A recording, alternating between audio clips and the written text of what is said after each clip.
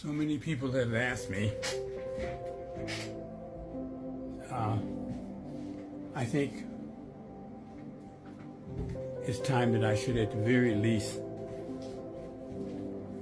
provide some clarity on what happened.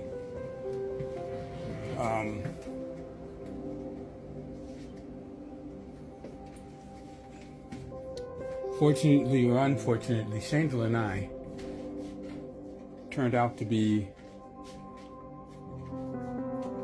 certainly the only, but maybe the first as well, Black Hasidic Jews in my community. And one of the prominent members told me outright that he despised our very existence. Matter of fact, he was given to calling us the abominations. And very bad things started to happen to us. So I told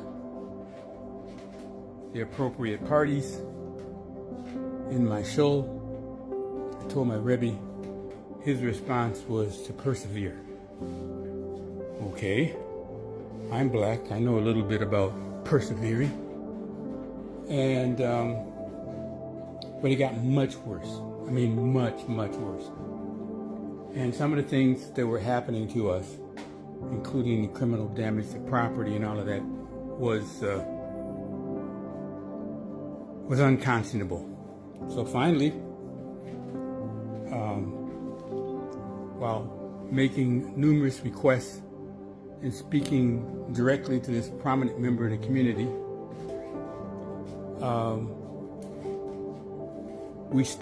I stumbled upon a multi-million-dollar RICO operation.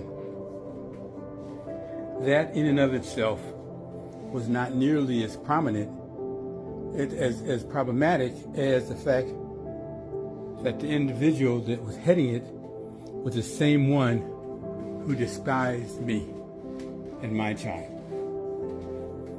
Now, that was further aggravated when it turns out that Ruchel's, my ex-wife's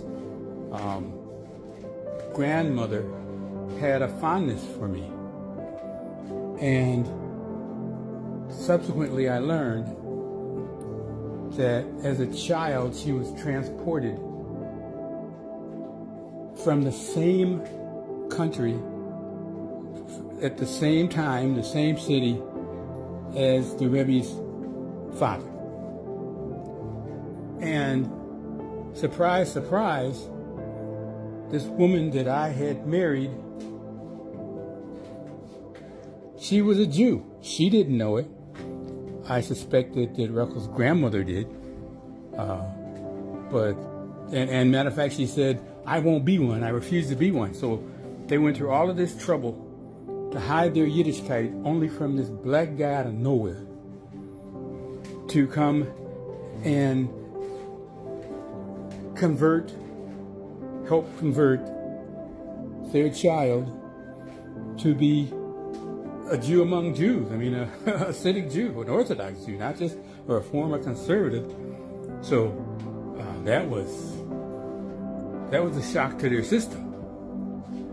But okay, I mean, God has done many miraculous things in my life, for me, around me, to me. So my whole life has been one big miracle, except that I would say working for Hashem, it is easier to be a Navy SEAL than to work for Hashem. It has not been anything resembling an easy road. And you can imagine being an outwardly Orthodox Jew is not a good thing for this environment. It's the worst time. I mean, I would tell you that there are 10 guys that taught me to read the Siddur. And at the time, I did not know that they were Holocaust survivors. So there are many of Holocaust survivors, and several of them, to say the least, were not happy with me being there, learning with them, all that type of stuff. But at the time, I was a police officer. I had a gun, and they couldn't exactly stop it. And slowly but surely, my persistence they liked. And they told me stories, very much like being in the way it was in the camp. How, don't believe the stories about that the atrocities were just the Nazis. I mean, there was Jews to save their own hides that did very, very, very terrible things. I mean, I know that gets lost in translation, but to survive, many, many Jews did some very, very terrible things to each other. And we had some frank discussions about all of that. They didn't leave because they wanted me to know if I wanted to be a Jew, well, this is what it means. This is what it could mean. They did everything to dissuade me. I mean, everything, worse than anything a rabbi could do. And when that didn't work, then they began to teach me. And I was born and raised here. I visited many of the synagogues. The kindness to me were the Reform and the conservative Jews. The Orthodox Jews were standoffish. The ones that were nice and kind were very, very nice and kind. But mostly, it was the conservative and Reform Jews that I felt the most comfortable around. However, coming from my parents worked for Jews all my life, and both of my parents spoke Yiddish. My mother was much more fluent than my father, but so you can, I was born in 1952, so you can imagine what it was like in Milwaukee. I mean, all the bus drivers were white. We used to have to sit in the back of the bus. I mean, there's a lot of things. I remember when I was 12 years old, there was a riot in Milwaukee, and all of 3rd Street from Atkinson all the way down. I mean, I know they named it Martin Luther King Boulevard now, and all these other different names, but Father Grappi wasn't just the name of a street. I was very much acquainted with him and what he was trying to do, and it was something else. It was like being, Milwaukee looked like being on the Gaza Strip. I mean, it was, the unfortunate aspect is most of the places that burnt up the most were owned by black businesses. So that was more than unfortunate. But notwithstanding, I went away. I decided Milwaukee was incredibly racist, and I couldn't imagine spending my life in a place where people hated each other as much as they seem to hate each other here in Milwaukee. Notwithstanding, God tricked me back here. And moreover, the synagogue that I had the most fun was and was the most well received was now an Orthodox shul, the same shul where that Rebbe was kind to me.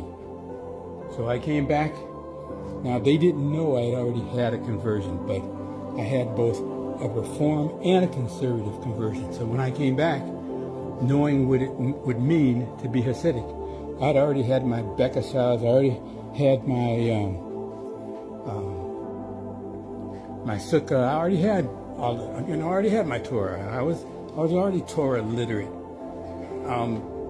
So, notwithstanding, I used to go to all my Rebbe's classes, and I liked it.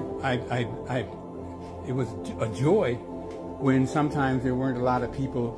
Sometimes it was just he and I, but ultimately it was he and the Rebbetzin and me, and I could tell that was, I guess, going to be their alone time.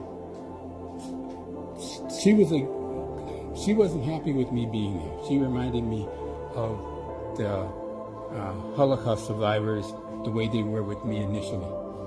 So notwithstanding, at one point when my child was 3, and it was just the 3 of us in this year,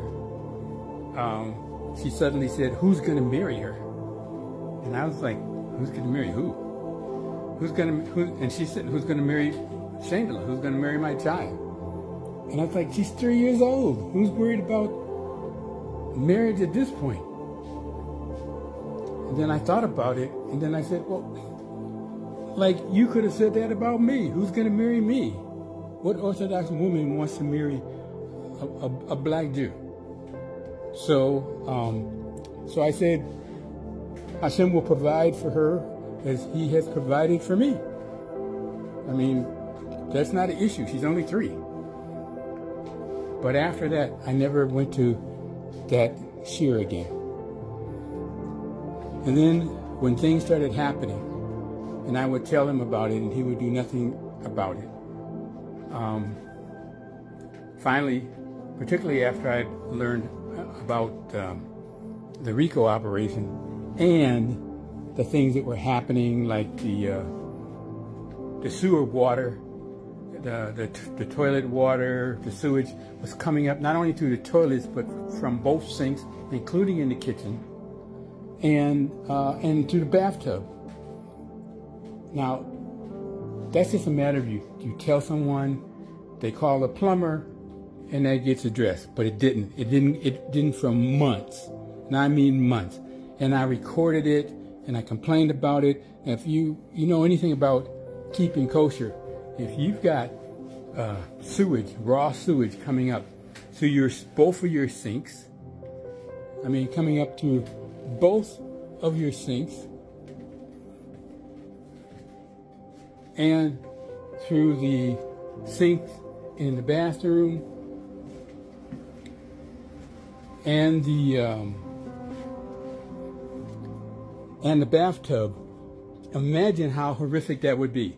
Finally, I posted what was going on Facebook, and they responded. And they responded real fast. But that was very problematic for me. And then, so finally, I went to several federal offices about what was happening to us, what was happening as it relates to the dwelling, as it relates to the hate crimes. For instance, my sukkah was pushed over. Now, it had a metal frame, so you can imagine what that meant to bend it over so that it could not be repaired. A lot of terrible things were happening to us, and in particularly to my child. So finally, we went to the FBI. We went to the FBI twice. And within, I don't know, a month of us going into the FBI, the multimillionaire Jewish guy was found burning up in his car. Now, you would think that would mean all my problems are over, but it got worse, much worse for us. The retaliation went off the charts. And he had indicated it wasn't just him that didn't think that I should be there. And apparently they went nuts. Finally, at one point, a guy that I won't name, but I'll picture right here, told me that I should leave. And if I don't leave, they were going to raise the rent by, I think it was $500 a month. So I went from, I thought, embraced by the community to tolerated by the community to not wanted whatsoever in the community. So it became very nightmarish. And we ended up going to, beside the Department of Housing and all of that kind of stuff, and EEOC and all that type of thing, and nothing happened. And it got worse and worse and worse. I haven't seen my daughter in a very, very, very long time. What made it even more nightmarish is I needed to have total knee replacement surgery. And there was going to be a family court hearing, but the knee replacement surgery was going to happen at such a time that there would be no problem there. But at the very least, suspiciously, the surgery was changed. The date of the surgery was changed to within very close proximity of that family court hearing. I wasn't too concerned about it because I had a lot of documentation. I had recordings, video recordings, voice recordings. I had a lot of stuff, so I was feeling very capable. Well, I had that surgery, and things happened in the hospital that were very, very, like they were really, really bad. Really, really, really bad. One was that I had set out, beforehand, when you're an Orthodox Jew, you make sure that they have kosher food for you. So that was all done. But after the surgery, they kept just feeding me mandarin oranges. And if you know anything about that type of surgery, you need proteins quick. And they kept giving me mandarin oranges, and I was complaining. So I finally, myself, after begging the nurses and anyone else, why are you guys just giving me fruit? What happened to the kosher meals, the glatt kosher meals? And finally, the kitchen told me, and I can virtually quote it, but it was recorded. They said, "We're sorry, Mr. Ben-Ami. The food that they sent over for you is all freezer burned, and so we have no one down here, get this, to bless the food." So, whoever I was talking to in the kitchen thought that kosher food meant that they needed a rabbi or a priest or someone to bless the food, and that whatever was in those little frozen food things were freezer burned, so they can't give it to me anyway.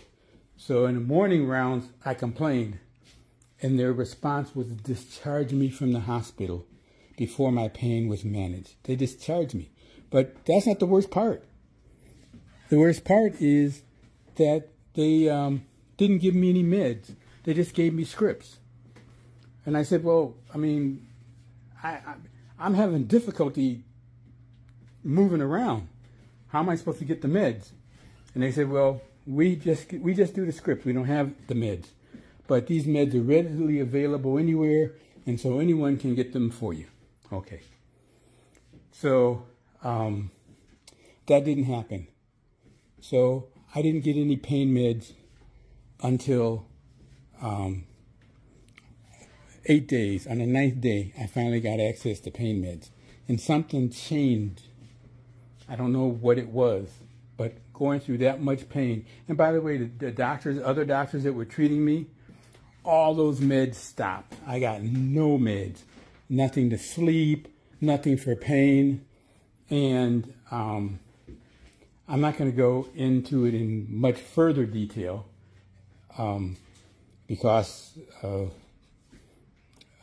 but I hadn't understood how far up the food chain RICO goes, the influence and the impact and all that type of thing. So at one point I was going to leave. And I said, you went through all of this stuff in your life, Naftali, to finally come back here. Now, you knew this place was racist, but I thought, clearly I belonged here. And, we're talking about subsequently, the things that happened subsequently, from criminal damage to my property, to my car being damaged significantly, to my sukkah being turned over, to my talit being stolen, to my sidurs and my other, stolen from where I sat in shul. It would be stolen. And I did let the rabbis know. And only one person made a sincere effort to look for it, and that was Mrs. Armstrong. What an incredible lady.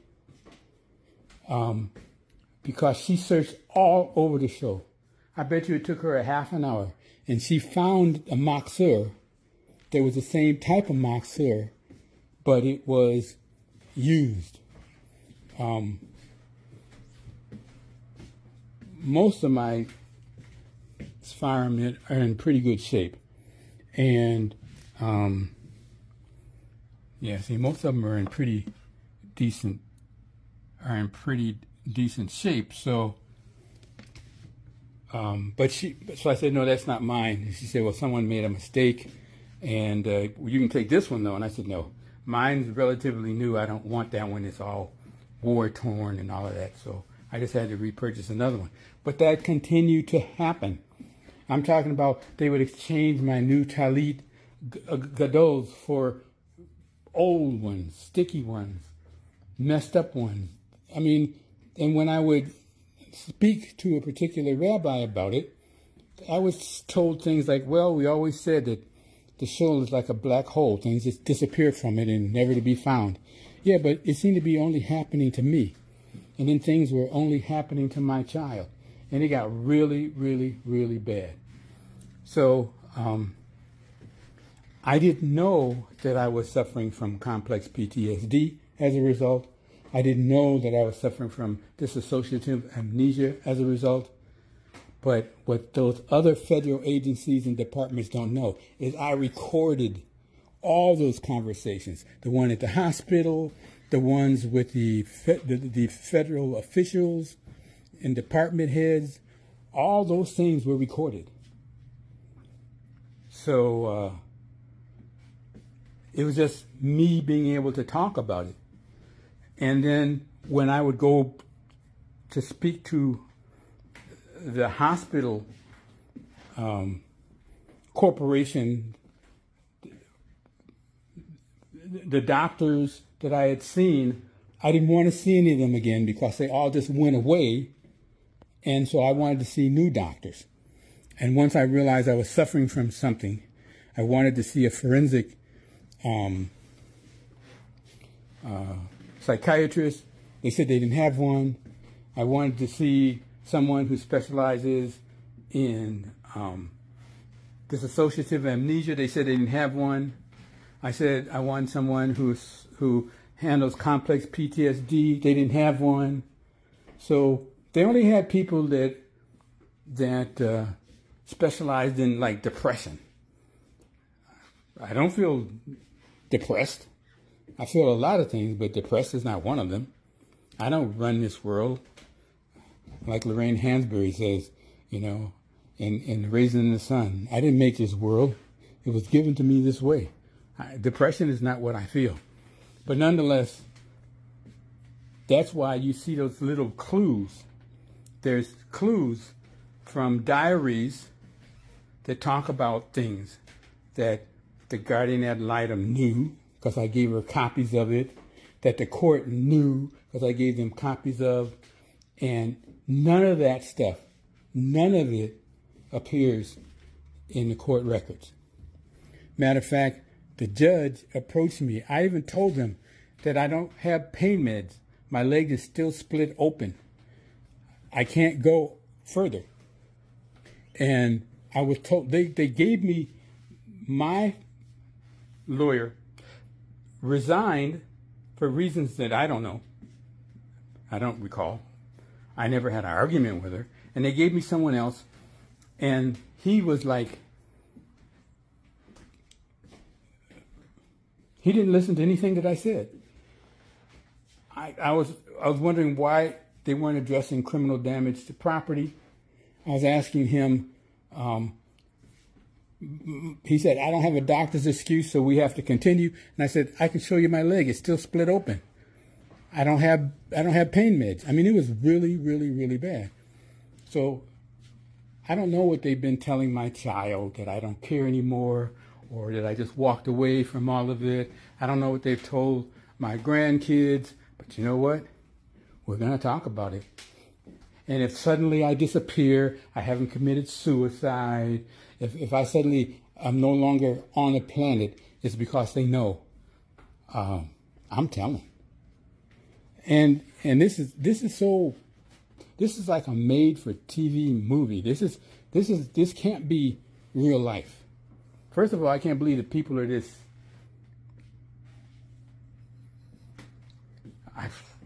stupid.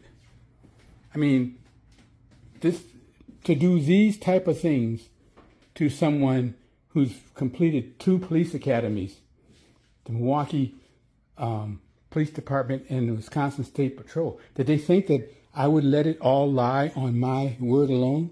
Which is the reason why everybody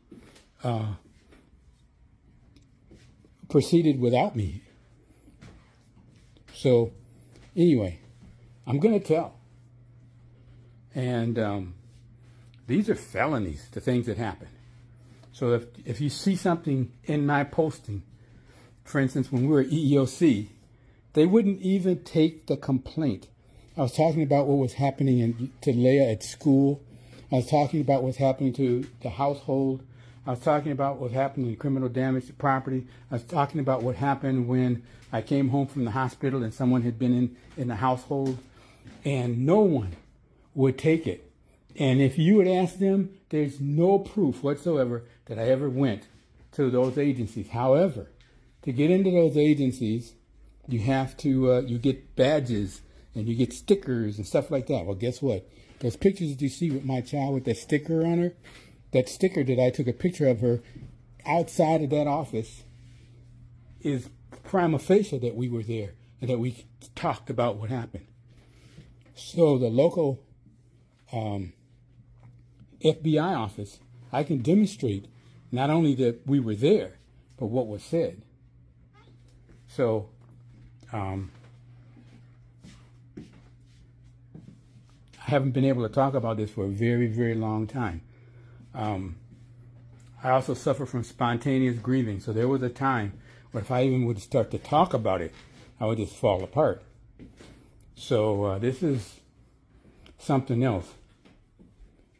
But I'm sure, I mean, I have 5 sisters, and some of them are very Christian, so you can imagine they're not happy with me being an Orthodox Jew. Worse than worse, having married a white woman. Ooh. So I'm sure they believe that everything that they've done is fair and kosher in the market. But I would only tell my nieces and my grandchildren that I think the sisterhood has let you down. You will find, if you aren't already and I'm giving you a heads up. When you see the photos